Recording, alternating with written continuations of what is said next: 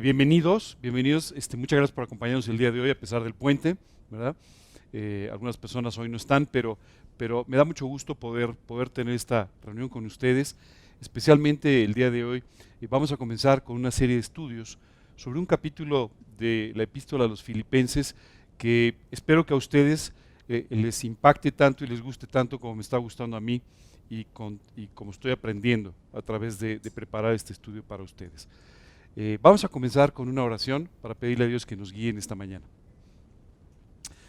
Señor, queremos darte muchas gracias por este día. Gracias, Padre, por tus cuidados, por tu amor. Gracias, Señor, por traernos aquí el día de hoy para poder escuchar de tu palabra. Y, Señor, muchas gracias por el privilegio enorme de poder estudiar la Biblia, de poder aprender de ti, Señor, a través de ella. Hoy te pedimos que tú derrames tu gracia sobre nuestra vida, sobre nuestro grupo, sobre este tiempo de estudio para que podamos aprender de ti y salir de aquí, Señor, transformados a vivir estas enseñanzas y a ponerlas por práctica. Te queremos dar gracias por todo esto en el nombre de Cristo Jesús y para su gloria. Amén. Bueno, ya me adelanté un poco y les dije un poco de lo que vamos a hablar. El día de hoy vamos a comenzar entonces esta serie de estudios que se llama Regocijaos en el Señor siempre. ¿Por qué hablar sobre un tema así? ¿Por qué hablar de la necesidad de regocijarnos, de disfrutar, de gozarnos? Quisiera decirte que muchas veces tenemos un concepto equivocado de lo que es la vida cristiana. A veces pensamos que la vida cristiana es una vida que tiene que ser un poquito aburrida, que tiene que ser muy limitada, que tiene que ser de alguna manera para adultos y no tanto para jóvenes. Y todo esto es un principio completamente equivocado. Estos son prejuicios que tú y yo hemos ido estableciendo en nuestra mente. La Biblia, sin embargo, nos enseña que la vida cristiana debe ser una vida abundante, así dice Dios, que tiene que ser una vida sobrenatural, es decir, en la cual tú y yo podamos alcanzar cosas que humanamente hablando no son posibles de alcanzar, o transformaciones personales que no son posibles de lograr sin Cristo. Y por otro lado, nos habla también de poder enfrentar la vida con una actitud correcta en todos los sentidos. La vida conlleva alegrías y también tristezas. Siempre me ha impresionado mucho leer el capítulo 3 del libro de Eclesiastés, donde dice, todo tiene su tiempo y todo lo que se quiere debajo del cielo tiene su hora. Y empieza a hablar de todo esto diciendo, hay tiempo de reír y hay tiempo de llorar. Hay tiempo de estar alegre, hay tiempo de sufrir, etcétera, etcétera. Y nos va de esta manera un poco explicando que hay momentos en la vida en los que lo pasamos muy bien, otros no lo pasamos tan bien, a veces donde sufrimos, a veces donde disfrutamos. Si alguien te dice que tú puedes tener una vida en la que siempre vas a estar contento, pues la verdad es que eso contradice lo que dice la Escritura. En muchos casos tú y yo vamos a enfrentar problemas, dificultades, sufrimientos, así es la vida. Pero lo que sí determina cómo tú eres feliz o no es la actitud que tú tienes hacia cada una de esas situaciones que tienes que enfrentar. El apóstol Pablo habló de un tema que es verdaderamente impresionante, que se llama el contentamiento. Dice la Escritura, buena es la piedad, pero acompañada de contentamiento. Dice, está bien que seas una persona piadosa, es importante que vivas todos los principios de la Escritura, pero de nada te serviría si tú no los vives con contentamiento. El día de hoy me gustaría separar tres conceptos que son distintos. Uno es la alegría, el otro es el gozo y el otro es el contentamiento. ¿Qué es la alegría? La alegría es una emoción.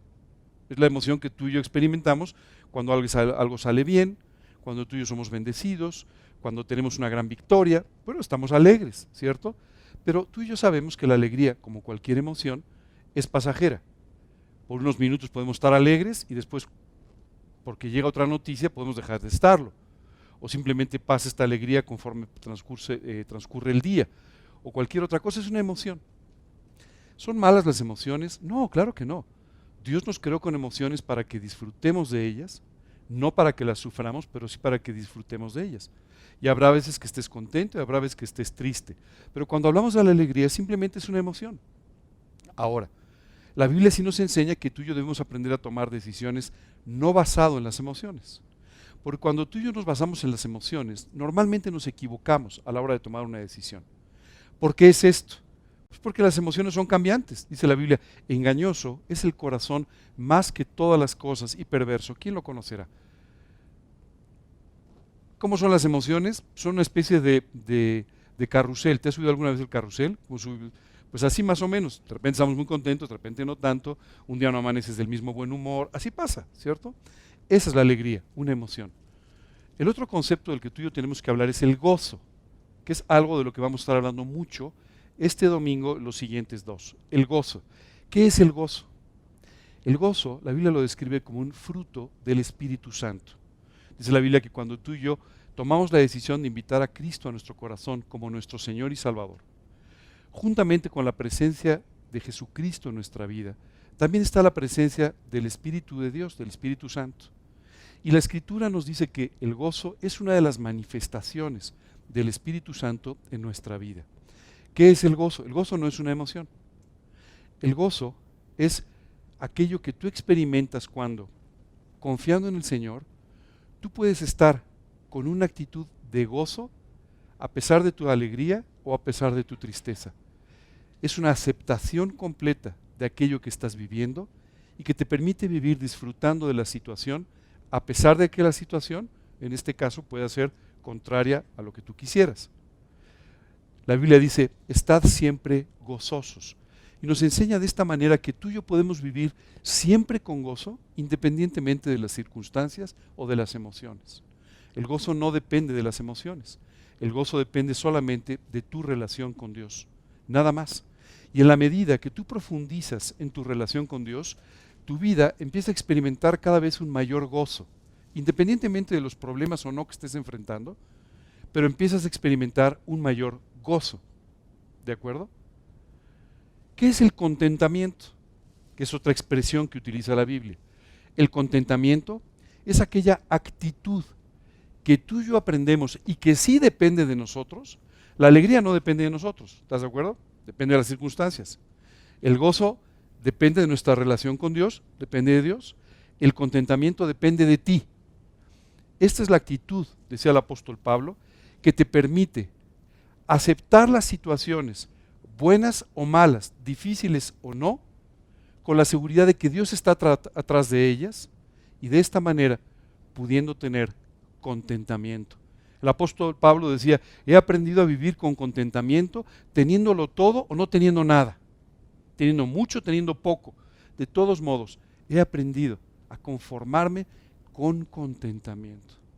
Dice la Escritura entonces, buena es la piedad acompañada de contentamiento. Es decir, nos dice, depende de tu actitud que tú puedas vivir la vida cristiana en una forma en la que disfrutes todos los días de lo que Dios te da. Hay dos formas de ver la vida. Cuando tú ves a Dios atrás de todo lo que sucede, o cuando tú no ves a Dios en nada de lo que sucede. ¿Verdad? Y entonces, en esta segunda opción, tú culpas a las circunstancias, culpas a las personas, culpas a tus errores, de todas las cosas que pasan. Del otro lado, tú puedes estar viendo a Dios a través de todas las cosas que suceden. Literalmente nos dice la Escritura, reconóceme en todos tus caminos y yo enderezaré tus veredas. Así es que si tú quieres que Dios pueda enderezar tus veredas, si tú quieres que Dios pueda hacer este trabajo precioso de alinear tu vida con sus principios, con su palabra, lo que tú y yo tenemos que hacer es empezar a reconocerlo en todas las cosas que suceden. Y esto solamente se logra a través del contentamiento. Porque el contentamiento te permite entender siempre que Dios quiere lo mejor para ti y está obrando a tu favor, aunque las circunstancias, en una primera instancia, se vean en tu contra. Pablo decía, yo estoy aprendiendo a vivir de esta manera. ¿Por qué Pablo tuvo que aprender a vivir de esta manera? Pablo venía de una familia acomodada en Israel. Y por predicar el Evangelio lo perdió literalmente todo. Perdió su familia, perdió su nacionalidad, los judíos lo perseguían, ¿no? Perdió su estatus social, perdió prácticamente todo. Pero sin embargo, él hablaba de este momento de su vida como el mejor momento de su vida, porque había, decía él, aprendido a vivir con contentamiento.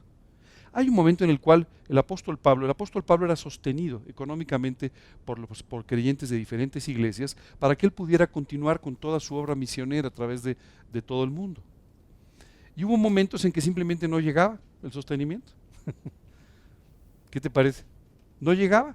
Oye, había habido un problema, una situación, alguien no llegó. Así sucedía. Y él decía, he aprendido a contentarme cuando tengo mucho y cuando tengo poco. En uno de esos momentos cuando tuvo poco, él dijo, tengo que ponerme a trabajar en alguna labor mientras llega mi sostenimiento y puedo seguir predicando. Y entonces se puso a hacer algo que en ese momento parece que era un buen negocio, que era arreglar tiendas de campaña, ¿no? O sea, él arreglaba tiendas, ¿no? Entonces ahí estaba con su aguja arreglando las tiendas, ¿verdad? Remendando tiendas. De ahí conoció a un matrimonio muy peculiar, Priscila y Aquila. Unas personas que después fueron vitales para el resto de su ministerio. Si la ofrenda hubiera llegado a tiempo, él no hubiera conocido a Priscila y Aquila. Y él sabía que todo lo que estaba pasando, a pesar de la dificultad, a pesar de todo lo que sucediera, de todos modos estaba relacionado con el trabajo que Dios estaba haciendo en su vida. Por eso decía, estoy aprendiendo a vivir con mucho o con poco, con contentamiento. Ahora, esta es una actitud que se aprende. ¿Cómo aprendemos esta actitud? Pues cuando hay problemas. Cuando todo sale bien, pues todos estamos contentos, ¿verdad? Cuando no sale bien, pues entonces tenemos que aprender, como tuvo que aprender Pablo ante las dificultades, a vivir con contentamiento. Y es extraordinario, pero la Biblia dice, esto es lo mejor, cuando tú vives piadosamente y además acompañado de contentamiento, porque al hacer esto vas a disfrutar de la vida que Dios te ha dado y vas a ser entonces un testimonio ante las demás personas que puedan buscar a Cristo por tu actitud, por tu vida, por lo que tú estás viviendo. Recuerdo que hace unos años enfrenté una situación complicada, una prueba, una situación difícil, que pasó, fue una cuestión pasajera, pero recuerdo que una persona se acercó y me dijo, oye, después de varios años de tomar estudios contigo, quiero decirte que aprendí más de ti durante tu prueba que cuando dabas los estudios antes. Le dije, ¿eso porque ahora predico mejor? Me dijo, no, en absoluto. He aprendido viéndote más de lo que me dijiste en los estudios. Esto es lo que Dios está buscando. No porque tú seas una persona especial, yo disto mucho de ser una persona especial, pero más bien porque la gente puede ver la gloria de Dios en tu vida. En las pruebas, en las dificultades, en los problemas, es cuando la gente puede ver a Cristo y ya no a ti. ¿No te parece eso extraordinario? Cuando las cosas salen bien a veces es difícil, ¿no? Se confunde un poco. Pero cuando las cosas no salen tan bien, en medio de las pruebas, es evidente ver la gloria de Dios y tú atrás de esta gloria de Dios pudiendo disfrutar de ella a pesar de los problemas. Hubo un apóstol que aprendió esta enseñanza de una forma extraordinaria. Se llamaba Santiago. ¿Sí te acuerdas? Y en la epístola a Santiago, él comienza diciendo, hermanos míos, tened por sumo gozo cuando os halléis en diversas pruebas. Y cuando tú lees esto dices, este hombre había perdido la razón. ¿Cómo dice que estemos contentísimos cuando estamos pasando por pruebas? No, no dice eso, dice, tengan por sumo gozo. Es decir, permítale a Dios en las pruebas que al buscarlo con todo su corazón pueda producir un gozo extraordinario que les permita pasar por las pruebas como si éstas no lo fueran. Esto no quiere decir que no existan. O sea, tú y yo enfrentamos pruebas, claro. Enfrentamos problemas, claro. Pero lo que Dios quiere es que pases por ellas como si no lo fueran. Y la única forma es a través de este sumo gozo que Dios produce en las personas cuando lo buscan con todo su corazón. Este es el inicio, ahora vamos a entrar al estudio. Pero quería poner todo este marco de referencia para que entiendan un poco de lo que vamos a hablar el día de hoy. Hoy vamos a hablar de la epístola a los filipenses. Las epístolas o las cartas eran enviadas a ciertos lugares en los que había creyentes. Y entonces, por ejemplo, el apóstol Pablo les escribía para darles algunas recomendaciones, algunos consejos de índole espiritual. Y de esta manera se fue formando toda una doctrina que tú y yo el día de hoy podemos leer cuando leemos el Nuevo Testamento. ¿De acuerdo? Ahora, Filipos, o los filipenses eran los creyentes que vivían en la ciudad de Filipos. ¿De acuerdo? Porque esta ciudad era muy importante. Este fue el primer punto misionero que Pablo tocó en Europa. Filipos es una ciudad que está en Macedonia, es decir, en la zona sur de Grecia. Hoy en día para nosotros todo esto es Grecia, pero en ese momento era una zona separada llamada Macedonia. Y entonces en esta ciudad fue en la primera ciudad europea donde Pablo predicó el Evangelio. Y tú dices, ¿y esto qué interés puede tener? Bueno, esto era muy importante, porque durante el primer viaje misionero y durante los primeros puntos que Pablo tocó, en este caso acompañado de Bernabé, todos ellos estaban en lo que hoy en día llamamos Turquía, ¿no? Si tú ves todas las primeras iglesias de las que se habla y todo, estaban en Turquía, ¿cierto? Pero por primera vez el evangelio se predicó en Europa, en esta ciudad de Filipos. Esta ciudad, ¿tú recuerdas al carcelero de Filipos? Qué historia tan extraordinaria. Pablo arrestado, metido ahí, ¿verdad? Parecía que pues su ministerio terminaba muy rápidamente, pero sin embargo en medio de la noche, mientras cantaba, ¿no? Las cadenas se caen, un ángel va literalmente a buscarlo. ¿Qué evento tan extraordinario, ¿cierto? Y aquel carcelero viendo este milagro, ¿no? Lo lleva a su casa, ¿no? Oye, vamos a cenar, te invito a cenar a mi casa, ¿verdad? Imagínate qué cosa tan extraordinaria. Y esta persona que debía estarlo cuidando y que debía ser duro con él, sin embargo, conociendo a Cristo a través de la vida de Pablo. ¡Wow! Qué historias tan extraordinarias en esta ciudad de Filipo. Pero quiero decirte que esta carta no fue escrita durante ese tiempo. Efectivamente, se evangelizó la ciudad de Filipo, se formó una iglesia, pero la epístola a los filipenses se escribió por ahí del año 59 al 61, no se sabe con exactitud, cuando Pablo estaba en la primera parte de su cautiverio. Déjame contarte un poquito. Después de su tercer viaje misionero, Pablo es arrestado en Jerusalén, y entonces es trasladado a Roma, con ciertas vicisitudes en medio de un naufragio, una serie de cosas, pero bueno, llega hasta Roma, donde él es arrestado, ¿no? Y pasa la primera parte de su arresto en lo que hoy llamaríamos un arresto domiciliario. Estaba en una villa custodiado por soldados pretorianos, ¿ok? Donde simplemente estaba esperando la oportunidad que él había solicitado de entrevistarse con el emperador. Y tú puedes decir, qué cosa tan rara, ¿a poco cualquiera? Sí, esto era un recurso legal que existía en Roma. Cuando un ciudadano romano sentía que había sido vulnerado su derecho, él tenía la oportunidad de decir apelo al César, y entonces esto implicaba que lo mandaban a Roma y que él iba a tener una entrevista personal con el César para mostrar su caso y ser condenado o no por el emperador. Te puedes imaginar, muchas de las gentes que apelaban a César jamás llegaban a ver a César, claro, ¿no? Debía tener una lista de espera importante. Y esto fue un poco lo que pasó con Pablo. Ahora, Pablo tuvo dos arrestos distintos. Este primero en aquella villa, ¿no? Donde estaba con relativa comodidad y donde tuvo la oportunidad de predicar a los soldados pretorianos. Dice la Escritura, hay una parte que es como un pequeño comentario donde dice, ya todo el pretorio sabe de estas cosas. Y es porque cada 12 horas Pablo era encadenado a otros soldados pretorianos. O sea, el arresto domiciliario no creas que era así de acostado viendo la televisión. Bueno, no había televisión, ¿verdad? Pero no, en realidad no era exactamente así. En realidad él estaba encadenado a unos soldados para evitar que él se fuera, ¿verdad? Pero cada 12 horas cambiaban los soldados que lo custodiaban. Entonces cada 12 horas él tenía la oportunidad de hablar de Cristo a otros soldados que estaban llegando.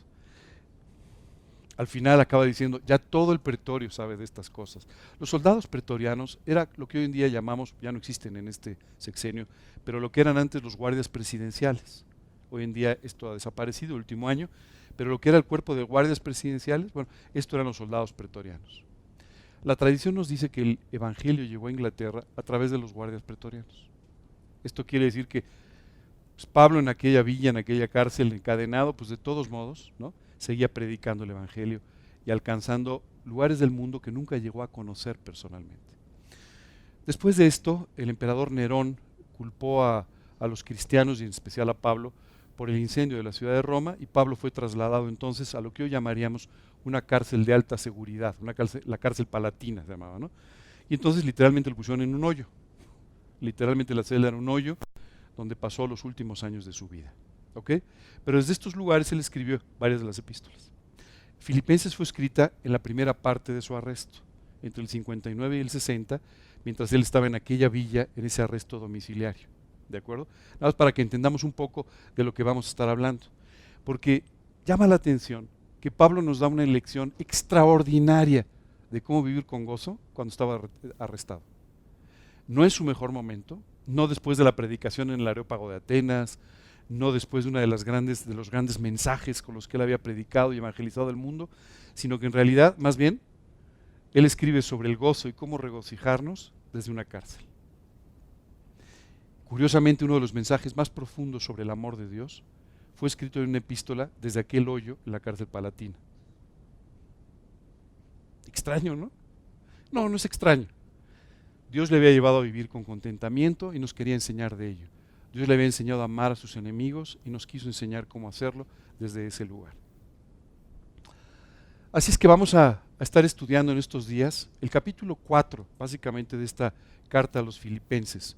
Comienza Filipenses 4:1 diciendo: así que, hermanos míos, está en dos colores porque quiero que se fijen en las partes rojas, porque es en especial de lo que vamos a estar hablando dentro de estos versículos. Dice: así que, hermanos amados y deseados, gozo y corona mía, estad así firmes en el Señor, amados. Y vamos a hablar justamente de cada una de estas cosas. Nos dice: hermanos míos amados. Fíjate que Pablo está hablando a personas que ni siquiera conoce. Él estuvo en Filipos al principio, pero tenía años de no volver. En realidad, él estuvo predicando en Filipos en su segundo viaje misionero. Tenía ya probablemente unos 15 años de que había sucedido todo esto, y él ya no había vuelto a Filipos como para poder tratar con todas las personas que en este momento estaban recibiendo la carta. Sin embargo, él los consideraba hermanos. Esto es muy importante de entender. Muchas veces pensamos que todos en el mundo, toda la humanidad somos hermanos, y la verdad es que no es así. Somos hermanos cuando tenemos el mismo Padre, ¿verdad? Y tenemos el mismo Padre cuando hemos sido adoptados por Dios a través de la sangre de Cristo. Es por esto que el Evangelio de Juan dice: mas a todos los que le conocieron, a los que creen en su nombre, les dio la potestad de ser hechos hijos de Dios. Si tú lo has recibido en tu corazón, como dice este Evangelio, si tú has iniciado esta relación personal con Él a través de tu arrepentimiento, a través de buscarlo en tu corazón y de pedirle que sea tu Señor y tu Salvador, entonces efectivamente eres hecho un hijo de Dios, un hijo adoptivo de Dios. Has sido adoptado por Dios para que de esta manera tú puedas ser parte de esta familia celestial extraordinaria. ¿De acuerdo? Así es que Pablo, aún a las personas que no conocía, pero que sabía que habían tomado esta misma decisión, les llamaba hermanos, les hablaba con toda esta familiaridad. Hoy en día, tú y yo estamos rodeados de hermanos. Muchas veces en muchas iglesias existe la costumbre, la tradición de llamarse hermanos entre ellos. Hermano Juan, ¿cómo está usted? Hermano Pedro. Y está bien, ¿cierto? Pero si no le dices hermano, de todos modos lo es, ¿verdad? Una vez me decían: oye, ¿por qué tú no le dices hermanos a los demás creyentes? Le dije: tampoco le digo hermano al que es mi hermano en forma natural. Siempre le digo por su nombre: hola Jorge, ¿cómo estás? No, nunca le digo hola hermano Jorge, ¿verdad? Pero sí es mi hermano, esa es una realidad. Entonces, aunque no se lo diga, es mi hermano, ¿cierto? Pero si se lo digo, también está bien. No tiene nada de particular, también está bien. Bueno, la Biblia nos habla entonces de esta hermandad extraordinaria. Esto es algo que tú y yo tenemos que aprender. Tenemos que aprender a tratarnos efectivamente como hermanos. Dice la Escritura en el Evangelio de Juan: en esto conocerán todos que sois mis discípulos, si tuviereis amor los unos con los otros. Algo que tú y yo tenemos que preguntarnos en esta mañana es: ¿cuál es la actitud que tenemos hacia nuestros hermanos? Muchas veces tú y yo podemos caer en una actitud permanente de crítica hacia nuestros hermanos. Esto es muy común. A veces podemos caer en una actitud que nos lleva a encontrar las diferencias con nuestros hermanos, en lugar de encontrar las similitudes provocadas por Dios. Las diferencias entre nosotros provienen de nuestra naturaleza. Es decir, a ti te gusta el verde, a mí me gusta el azul. Tú le vas a... No, esa sí no me va a meter, pero ok, ya me entienden. Pero esas son las diferencias que en forma natural tú y yo tenemos. ¿De acuerdo? Somos diferentes, eso es una realidad. Pero las similitudes provienen de todo aquello que Dios ha hecho en la vida de cada uno de nosotros. Hace unos años mi esposo y yo tuvimos una experiencia extraordinaria. Lo he contado un par de veces, pero es un ejemplo que no me cansaré nunca de contar. Recuerdo que tuvimos la oportunidad de, en un viaje, en un crucero, estábamos en un lugar muy remoto del mundo, un lugar que se llama Tallinn, una ciudad en Estonia, por ahí por el mar Báltico, muy lejos. Y entonces recuerdo que mi esposa y yo bajamos a conocer la ciudad y estábamos muy entusiasmados, es un lugar muy bonito. Y cuando veníamos de regreso, nos encontramos, venía mucha gente ya de regreso para subir al barco, nos encontramos con un caballero que estaba con una mochila y repartiendo folletos. Y a mí me pareció muy raro. Yo dije, este señor sabe poco de marketing, porque todo mundo se pone a repartir folletos cuando bajas para de esa manera invitarte a un restaurante o a una tienda o qué sé yo, ¿verdad? Y este señor cuando nos subimos, pues este señor estaba un poco confundido. Pero la verdad es que me acerqué, tomé uno de los folletos por cortesía y mientras iba caminando me di cuenta que el folleto no era algo comercial, sino que hablaba de Cristo. ¿Y qué? En ese momento nos regresamos mi esposa y yo y le dije, oye, esto habla de Cristo. Dijo, sí, claro, es que yo soy cristiano. ¿Cómo? Nosotros también.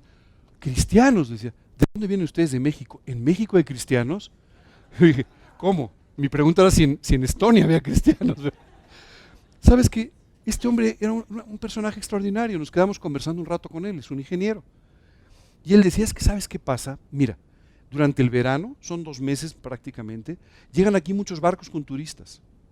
Y yo decía, ¿cómo es posible que lleguen a mi país y yo no les hable de Cristo? Así es que durante todo el año yo voy mandando poco a poco imprimir folletos de este tipo que hablan de Cristo, para cuando las personas llegan, poderles compartir de Cristo. ¿Cómo van a llegar a mi país si no les hablo? Yo tengo que hablarles de Cristo. Imagínate, ¿no? Él estaba entusiasmadísimo. ¿Cómo? Hermanos míos, si vienen desde México, nos sacamos fotos abrazados. Bueno, casi nos deja el barco. Bueno, fue un momento realmente extraordinario. ¿Sabes? Hablábamos con él y parecía que lo conocíamos. Hablábamos de lo mismo, decíamos las mismas cosas. Era increíble. Teníamos una hermandad con alguien que no conocíamos y que vivía tal vez 10 o 12 mil kilómetros, yo no sé cuántos kilómetros de distancia, y a quien no habíamos visto nunca. Tenemos más hermandad con él que a lo mejor con gente que vemos todos los días. ¿Sabes? Ese día grabó mi vida, porque dije, qué increíble, cómo de verdad Dios nos ha hecho una familia. Dios nos ha adoptado. Y estas similitudes no provienen de que este señor fuera ingeniero y yo también. No, las similitudes provenían de que somos hijos del mismo Padre. Y eso nos hace muy similares. ¿Qué actitud tienes con los hijos de tu mismo Padre? ¿Qué actitud tienes con tus hermanos espiritualmente hablando? Te voy a contar una segunda historia. Y quiero decirte que he guardado todas estas cosas. Las tengo en mi casa, si algún día tienen la oportunidad de ir. Si van todos, pasen uno por uno. Pero las he guardado porque son como una especie de tesoro. Hace años había estado viajando mucho por mi trabajo. Y recuerdo que llegué a la ciudad de Panamá. Y yo llegaba nada más literalmente a darme un baño para poder ir en la tarde a una reunión. Y bueno, era muy, muy pesado el itinerario. Y llegué francamente muy cansado. Saqué mis cosas muy rápido en la habitación del hotel, puse mi Biblia, colgué algo de ropa, lo que me iba a poner en el momento, me metí a bañar y salí corriendo. Cuando regresé en la noche me encontré que en el buró alguien me había dejado una nota manuscrita. Qué cosa tan extraña, dije, algún detalle del hotel o qué sé yo. Cuando llegué, literalmente decía, hermano.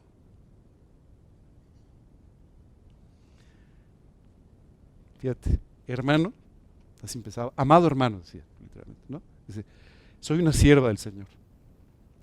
Y por lo que vi, usted también, que había visto mi Biblia, y yo no sé si había visto, traía algunas cosas con la Biblia y algo, a lo mejor lo vio, lo leyó, no sé. Me decía, y estoy muy agradecido y estoy orando por usted para que Dios le dé fuerzas y no sé qué. Cuando yo vi esto dije, ¿qué? Alguien que no me conoce, que no me ha visto, que no sabe quién soy, pero está describiéndose como mi hermana, está orando por mí, porque dijo, si este señor llegó y salió corriendo, debe estar muy cansado, tengo que orar por él.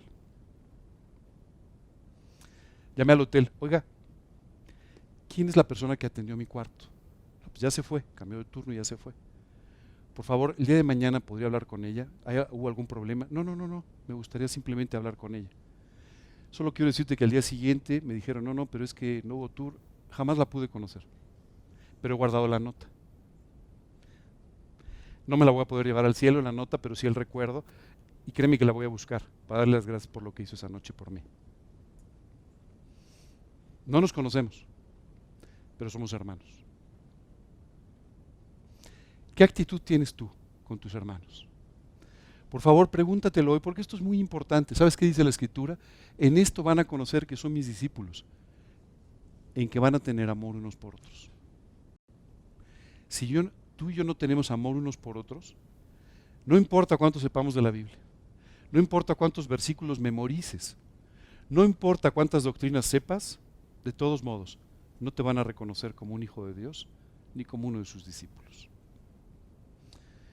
Pablo se expresaba entonces de personas que ni siquiera conocía en la ciudad de Filipos diciendo, hermanos míos, y continuaba diciendo, amados y deseados. Dice, ni siquiera los conozco, pero ya los amo. ¿Saben por qué los amo? Los amo porque son hijos del mismo Padre, porque son mis hermanos, y solo por eso ya los amo. ¿Alguno de ustedes ha tenido un hermano chiquitín? ¿Un hermano más pequeño? ¿Sí? ¿Qué sintieron cuando lo vieron en el cunero? ¿O en los brazos de su mamá por primera vez? O sea, era un niño, los niños, los bebés no son muy lindos, perdón que diga esto, las señoras no van a estar de acuerdo conmigo, pero los niños no son particularmente lindos, ¿verdad? Pero desde ese momento ya era tu hermano. Y había un amor natural por él. ¿Verdad que sí? De la misma manera, tú y yo tenemos que tener un amor natural por nuestros hermanos en Cristo. Y vivir amándolos, no criticándolos, no censurándolos, no juzgándolos, sino amándolos. La Biblia dice que si no nos amamos así, el amor del Padre no está en nosotros. Así es que esto depende de tu relación con Dios, sin duda, para que de esta manera tú puedas hablar de tus hermanos como amados. Y decía Pablo, deseados. A Pablo le hubiera encantado poder conocer a estos nuevos creyentes, le hubiera encantado poder volver a estar en Filipos, aunque en realidad él jamás salió de la cárcel. Pero él desearía haberlos conocido. Amados, dice la Escritura en 3 de Juan, amado, yo deseo que tú seas prosperado en todas las cosas y que tengas salud, así como prospera tu alma. ¿Sabes qué es increíble? Juan aquí se refería a alguien que ni conocía, prácticamente, o muy poco. Y le dice, amado, deseo que Dios te prospere en todo, que Dios te bendiga en todo y que además tengas salud como consecuencia de tu prosperidad espiritual. Déjame hacerte una pregunta. ¿Cuánto oras por tus hermanos? No me lo contestes a mí, pero contéstatelo a ti mismo. ¿Cuánto oras por tus hermanos? Y si oras por tus hermanos, ¿de verdad estás orando por ellos porque Dios los bendiga, porque Dios los prospere, porque Dios los exalte, porque Dios los cuide? ¿Estás orando por ellos de esta manera? Tú y yo tenemos que aprender a orar así. ¿Sabes? Dios ha establecido que oremos entre nosotros de tal forma que seamos un soporte espiritual los unos por los otros, de tal manera que podamos apoyarnos de una forma real y que de esta forma podamos ser unos a otros bendecidos con el favor de Dios. Es muy importante que aprendas a orar por tus hermanos. Hay veces que escuchamos del gran éxito de un hermano y pareciera que no nos cae bien. Oye, qué padre predicó. Pues bueno, ya ves que él siempre, ¿qué estás haciendo? ¿No? Oye, ya viste, qué bien le fue en este negocio a mi hermano. No sé yo. Te pido un favor, ya destierra todo este tipo de ideas totalmente equivocadas que solo provienen de tu orgullo y de tu envidia, que son pecados. Arregla esta área de tu vida, ora por tus hermanos, gózate con ellos en sus victorias, disfruta en sus éxitos, participa en sus ministerios. Y de esta manera estaremos cerrando el círculo de amor que Dios nos enseña en su palabra. Deseados, decía, y fíjate lo que dice aquí Santiago, ¿o pensáis que la Escritura dice en vano, el Espíritu Santo que Él ha hecho morar en nosotros, nos anhela celosamente? Esto es lo que Dios dice que pasa con el Espíritu Santo, nos anhela celosamente. O sea, el Espíritu de Dios está todo el tiempo queriendo estar con nosotros, nos anhela, nos desea, quiere estar pasando tiempo con nosotros. Bueno, esta es la misma forma en la que tú y yo deberíamos desear a nuestros hermanos. Oye, qué bueno que estamos juntos. Oye, sígueme contando de tu vida. Oye, dime por qué quieres que ore de ti. Oye, estas deberían ser las expresiones normales entre hermanos.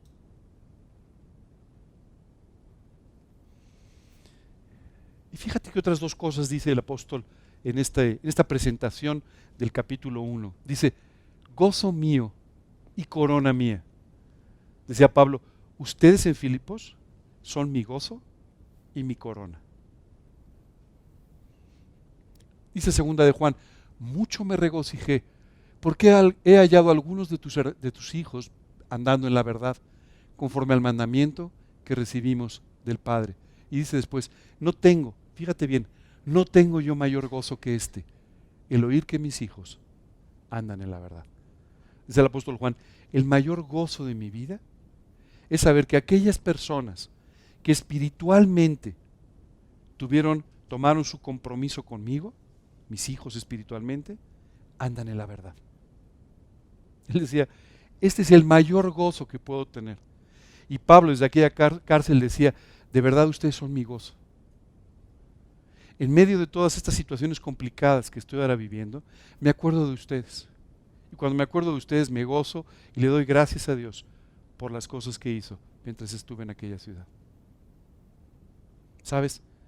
Eso es lo que tú y yo vivimos muchas veces. Cuando alguien llega y te dice, oye, hace varios años yo recibí a Cristo contigo. Y hoy mira, mi familia entera está siguiendo al Señor. Y tú dices, wow, por una cosa así ha valido la pena vivir, ¿no? Bueno, esto es en realidad a lo que tú y yo hemos sido llamados, a poder gozarnos de esta forma en todo lo que sucede con nuestros hermanos.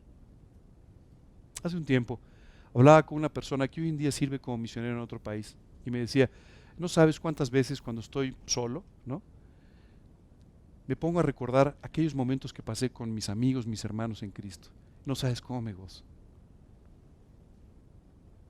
No sabes cómo esto me fortalece, decía, porque me acuerdo de esos momentos extraordinarios que pasé con ellos. El apóstol Pablo decía, no me preocupan las cadenas, porque puedo vivir gozoso. Esto es extraordinario, al grado que le decía a los creyentes, ojalá todos fuesen como yo, excepto por mis cadenas, ¿no? Decía, o sea, las cadenas no se las deseo a nadie, pero ojalá todos fuesen como yo, excepto por mis cadenas. Y decía también, corona mía, vosotros sois, decía el apóstol, nuestra gloria y nuestro gozo. Si hay algo de lo que te puedas gloriar, es del trabajo de Dios en la vida de aquellos que conoces. Pablo decía, para mí, ustedes en Filipos son mi corona. Yo no necesito coronas, yo no necesito premios, yo no necesito reconocimientos públicos. Lo que necesito es verlos a ustedes viviendo para Cristo. Porque eso es lo que para mí hace que haya valido la pena mi vida y mi ministerio. Pensaba en el apóstol Pablo, todo lo que dejó, todo lo que perdió, y él hablaba de esto como literalmente algo muy poco importante a la luz de todo lo que Dios le había dado. Esto quiere decir que este gozo, esta corona, todo esto de lo que estamos hablando, para él era finalmente mucho más valioso en su vida y tenía un impacto mucho mayor en su vida que lo que habría significado la riqueza, la seguridad, el reconocimiento y todas aquellas cosas que él dejó atrás. Mientras preparaba este estudio, pensaba en mi propia vida. ¿Qué tanto me importa el reconocimiento? ¿Qué tanto me importan las cosas? ¿Qué tanto me importa la seguridad o la estabilidad? Y debo reconocer que, pues un poquito, o sea, la verdad, ¿no? Sí, un poco, ¿no? Y mientras lo preparaba yo pensaba en Pablo y decía, a él no. A él le fue importando cada vez menos hasta que ya no le importó nada. Nada. Solo le importaba vivir para Cristo, servirle y los frutos en la vida de sus hermanos.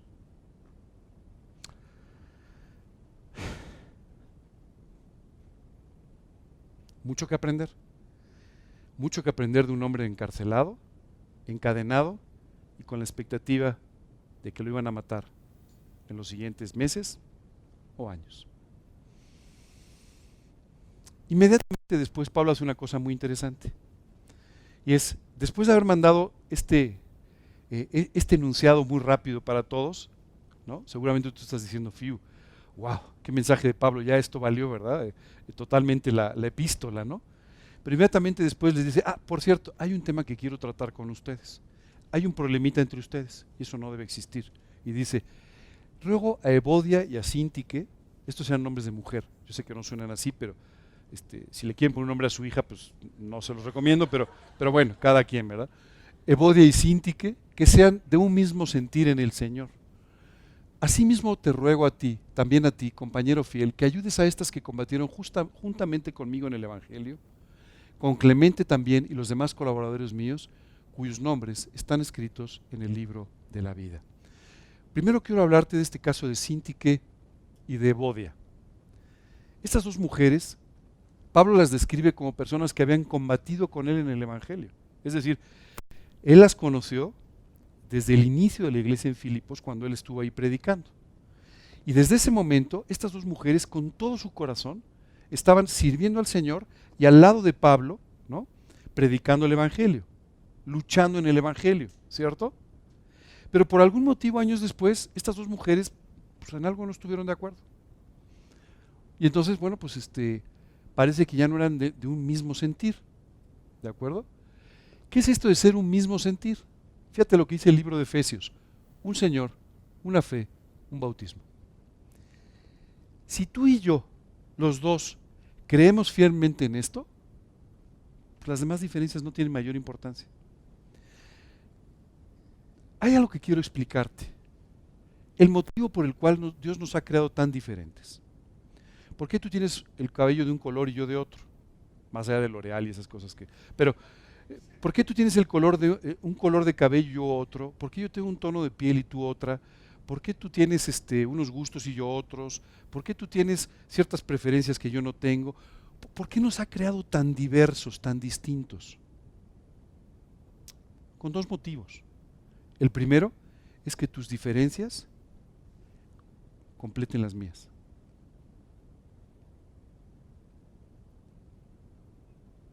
¿Sabes qué es extraordinario? En Cristo las diferencias nos unen y nos complementan. Sin Cristo las diferencias nos separan.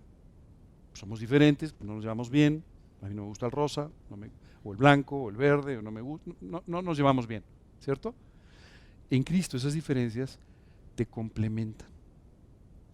Yo le doy gracias a Dios porque el día que Dios me dio una esposa, me la dio muy diferente a mí. Esta es una tremenda bendición, ¿sabes por qué? Cuando los dos salimos de una reunión, le digo, ¿cómo viste la reunión? Y su punto de vista normalmente es muy distinto del mío, pero complementario con el mío. Y esto me permite a mí ver lo que yo no veo. Me permite entender lo que no entiendo. Me permite aprender de lo que no sé. Y me permite disfrutar de lo que en otro momento rechazaría. Las diferencias son extraordinarias y Dios nos ha creado diferentes con este objetivo. El segundo objetivo con el que Dios nos ha creado diferentes es para que tú y yo aprendamos a amar a quien no es igual a nosotros. Es muy fácil llevarte bien con alguien que a todo te dice que sí, ¿verdad? O que piensa más o menos igual que tú, ¿verdad? O que más o menos vive como tú. Eso es relativamente fácil. Pero ¿qué tan fácil es llevarte bien con una persona diferente? Porque también las diferencias hacen una cosa extraordinaria: evidencian nuestros problemas. Claro, tú y yo siempre buscamos, no amigos, aliados, ¿no? O sea, alguien que piense igual, que nos diga que todo está bien. ¿Verdad que lo hice bien? Sí. Tú también, yupi, somos lo máximo. Y entonces buscamos aliados, que piensen igual, que nos digan que siempre tenemos razón. Pero esto no nos sirve para crecer. La única forma en la que tú y yo podemos crecer es cuando alguien diferente a nosotros muestra o exhibe nuestros problemas. Esto no es agradable, pero es necesario. Y Dios quiere de esta manera que aprendamos a valorar a quienes son diferentes y a orar por ellos.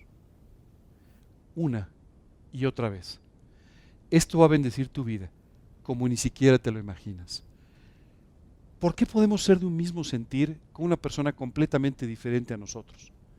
Porque las cosas más importantes tú y yo las tenemos en común: un Señor, una fe, un bautismo. Después de esto dime lo que quieras. Oye, mira, a mí me gusta. Da igual. Las cosas más importantes tú y yo las tenemos iguales. Podemos, desde luego, discutir tratando de encontrar las diferencias, en lugar de anclar nuestra relación como hermanos en aquellas cosas en las que somos iguales.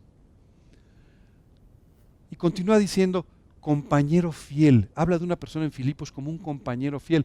Obviamente, Síntique y Evodia tenían que aprender a ser de un mismo sentir. Oye, somos diferentes, pero tenemos que aprender a llevarnos bien. Tenemos que aprender a valorar las diferencias entre nosotras. Tenemos que aprender, ¿no?, a buscar al Señor para que nos haga ser de este mismo sentir. Pero después Pablo empieza a hablar de un colaborador del que dice compañero fiel. Yo no sé tú, pero yo muchas veces le he dado gracias a Dios por no tener que caminar este camino de la vida solo. Esa es la realidad.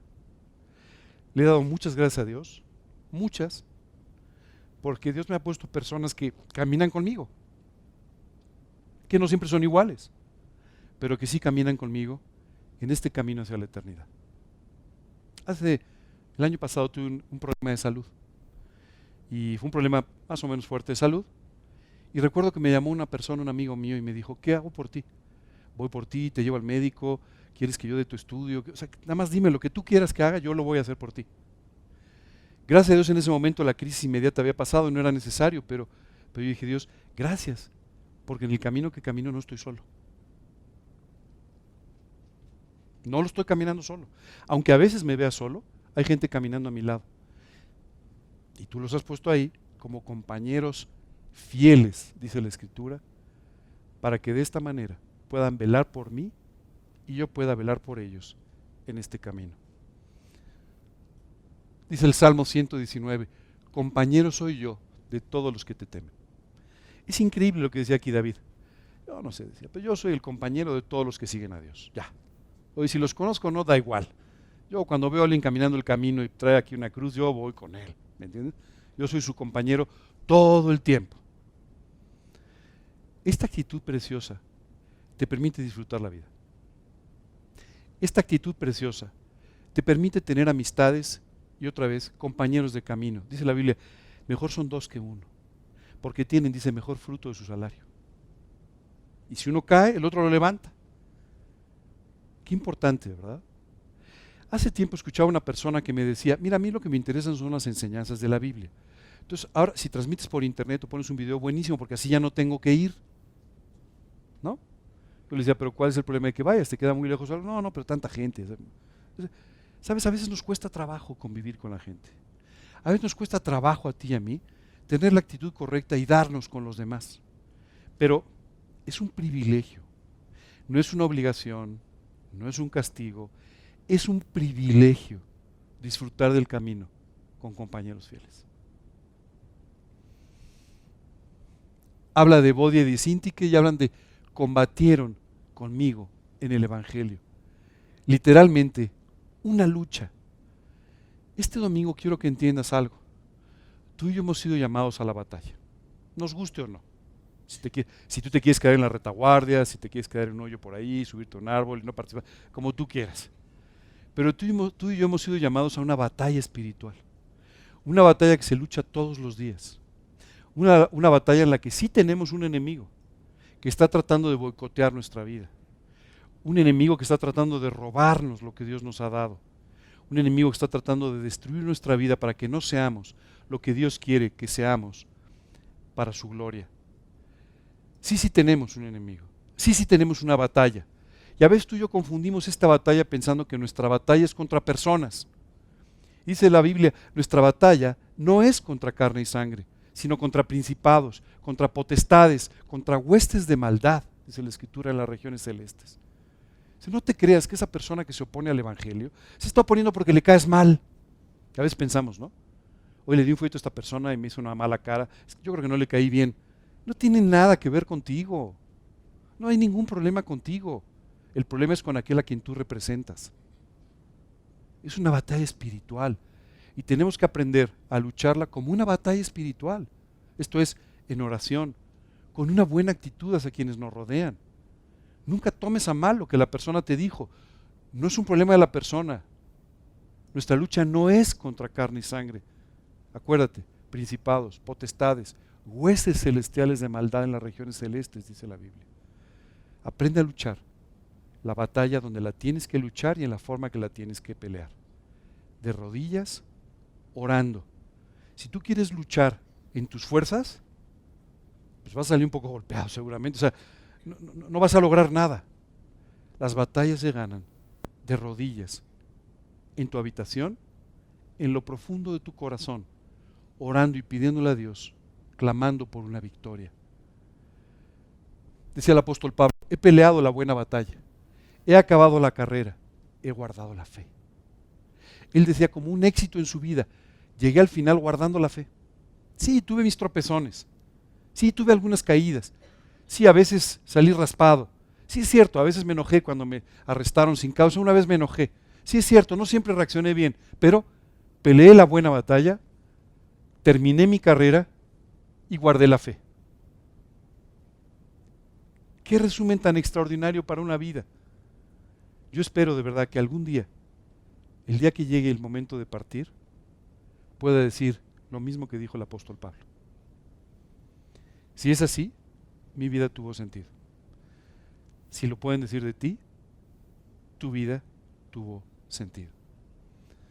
Por último, habla de una cosa extraordinaria, ¿te acuerdas? Aquellos cuyos nombres están escritos en el libro de la vida. ¿Te acuerdas que lo leímos hace un momento? ¿Sí? A ver, podemos volver a regresar al versículo porque me parece que ya nos hemos olvidado un poquitín del versículo. Dice, ruego a Evodia y a Síntique que sean de un mismo sentir en el Señor. Asimismo te ruego también a ti, compañero fiel, que ayudes a estas que combatieron juntamente conmigo en el Evangelio, con Clemente también y los demás colaboradores míos cuyos nombres, dice, están escritos en el libro de la vida. ¿Qué es esto del libro de la vida? En el libro de Apocalipsis, Dios nos habla de un momento extraordinario de la eternidad, el momento en el que tú y yo vamos a llegar a un juicio. ¿Sí? La Biblia dice que los cielos y la tierra van a pasar, van a ser enrollados como un pergamino, y en ese momento lo único que va a quedar de todo este universo que tú y yo conocemos es el tercer cielo, el cielo de los cielos, donde delante del trono de Dios cada ser humano va a tener que llegar a dar cuentas de su vida. ¡Qué momento! Dice, y vi un gran trono blanco y al que estaba sentado delante de él, y vi a los muertos grandes y pequeños ante Dios, y los libros fueron abiertos. ¡Qué escena! Todos los libros se abren. Lo que pensaste, lo que dijiste, lo que hiciste, quedó registrado en esos libros. Toda tu existencia viviste bajo una cámara, literalmente, que iba inscribiendo en los libros aquellas cosas que no estaban bien de tu vida. Y ese día todos los libros van a ser abiertos. Pero dice la Escritura, se va a abrir otro. Dice, y otro libro fue abierto, el cual es el libro de la vida. La Biblia también lo llama el libro de la vida del Cordero. En este libro están inscritos los nombres de aquellos que confiaron en la sangre de Cristo para el perdón de sus pecados. El libro de la vida. Y dice, y el que no se halló inscrito en el libro de la vida fue lanzado al lago de fuego. O sea, si hay una repercusión por los pecados. Si tú pensaste que los pecados en esta vida no tenían mayor importancia, sí la tienen. Si tú pensaste que no tenían ninguna repercusión eterna, sí la tienen. Porque algún día cada ser humano va a ser juzgado por cada una de las cosas que pensó, dijo, hizo en forma equivocada en contra de la esencia de Dios. A eso se le llama pecado. Y va a tener que dar cuentas. Dice la Escritura, hay otro libro en el cual están inscritos los nombres de todos aquellos que confiaron en el perdón de los pecados, en la redención de los pecados a través del sacrificio de Jesucristo en la cruz. Y dice, se van a abrir. Y el nombre que no esté inscrito en el libro de la vida, entonces va a pasar por el juicio en el que todas estas cosas van a ser sentenciadas. Si tu nombre está escrito en el libro de la vida, te tengo una buena noticia. No hay nada que pagar. Jesucristo ya pagó por ti en la cruz del Calvario. Si aún no has aceptado el pago de Jesucristo en la cruz, no dejes pasar la oportunidad de esta mañana. En esta mañana, Dios podría, para siempre, dejar inscrito tu nombre en el libro de la vida. ¿Qué tengo que hacer para que esto suceda? La Biblia nos habla de unos pasos muy sencillos. Simplemente nos dice, tienes que reconocer que has pecado. Es decir, reconocer la realidad. Tienes que reconocer que has pecado. Tienes que reconocer que tu pecado ha ofendido a Dios. Tienes que reconocer que tu pecado ha tenido consecuencias y ha generado una actitud que se llama maldad, que te ha permitido volver a pecar una y otra y otra y otra vez. Es increíble cómo podemos hablar de pecados piadosos. ¿Sabes qué significa hablar de pecados piadosos? Que tenemos tanta maldad que pensamos que los pecados llegan a estar bien de alguna manera. O que los podemos pintar de algún color. O que los podemos disfrazar con la actitud y la culpabilidad de otros. Pero no es así. Tú tienes que reconocer delante de Dios que pecaste, dice la Escritura, que transgrediste lo recto, que cambiaste lo que estaba bien y que esto no te ha hecho bien en la vida. Y confesando que efectivamente pecaste y que estás arrepentido por ello, hoy te invito a que le pidas a Cristo, confiando en la sangre derramada en aquella cruz en el Calvario, que perdone tus pecados, que sane tu vida y que te dé una eternidad a su lado, inscribiendo tu nombre en el libro de la vida del Cordero. ¿Cómo hacemos esto? A través de una sencilla oración, diciéndole simplemente esto a Dios, pidiéndole que entre a nuestra vida y que la cambie para siempre y por completo. Y de esta forma, tú vas a garantizar tu nombre en el libro de la vida. Me gustaría terminar el día de hoy con toda esta enseñanza. Nos vamos a quedar hasta aquí en la carta de los Filipenses. Vamos a seguir avanzando los siguientes 2 domingos, pero me gustaría quedarnos hasta aquí para tener la oportunidad también de orar contigo. Contigo que aún no has tomado esta decisión de invitar a Cristo a tu vida. Contigo que hoy sabes que Dios te ama, que te está buscando y que quiere transformar tu vida en esta vida y transformar para siempre tu eternidad. Hoy te quiero pedir que me acompañes en esta oración que voy a hacer. Yo voy a orar como si estuviera en tu lugar. Yo hice esta oración para mí cuando tenía 19 años. Y Dios transformó mi vida. Y sobre todo transformó mi eternidad. Hoy te quiero guiar en una oración para que tú le pidas lo mismo a Dios. Y Él pueda hacer este trabajo extraordinario en tu vida también. En la parte final de la oración vamos a orar también dando gracias a Dios por todas estas cosas que Dios nos fue enseñando durante este domingo y que si tú has ido siguiendo pueden cambiar muchos aspectos importantes de tu vida. Al terminar de orar, vamos a dejar un espacio de preguntas por si hay alguna duda o algo que tú quieras preguntar sobre todo esto que hemos estado hablando. ¿Ok? Vamos entonces a orar. Te pido que inclinemos nuestro rostro como una señal de respeto a todas las personas que están hoy con nosotros en el salón y a las personas que nos siguen de otra manera en otros lugares. Por favor, les pido que inclinen su rostro, que cierren sus ojos y que sigan esta oración. Señor, hoy quiero darte las gracias por la forma en la que me amas. Gracias, Señor, por este amor inmerecido. Y gracias también por enseñarme que Cristo fue a la cruz a pagar por mis pecados. Señor, hoy quiero pedirte que tú me perdones por cada uno de esos pecados. Quiero pedirte que tú limpies mi corazón, mi mente, mi vida de todos estos pecados y de toda mi maldad. Señor, hoy quiero confiar en lo que Jesucristo hizo en la cruz del Calvario por mí y te pido, confiando en su sangre y arrepentido, que limpies mi vida y cambies mi eternidad para siempre. Quiero pedirte que entres a mi corazón como mi Señor y mi Salvador personal. Sálvame, Señor. Graba mi vida en el libro de la vida.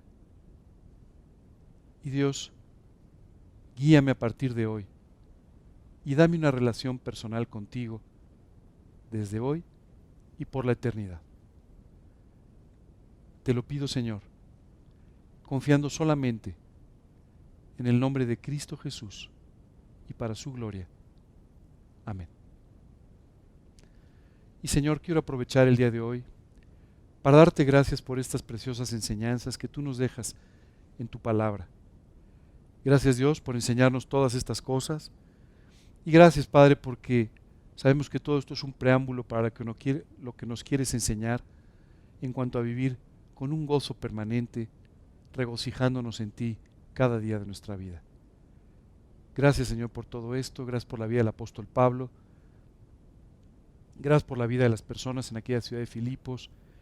Y gracias, Señor, por todos aquellos que nos antecedieron y que nos hablaron de Cristo para presentarnos la verdad. Gracias, Señor, en el nombre de Cristo Jesús y para su gloria. Amén.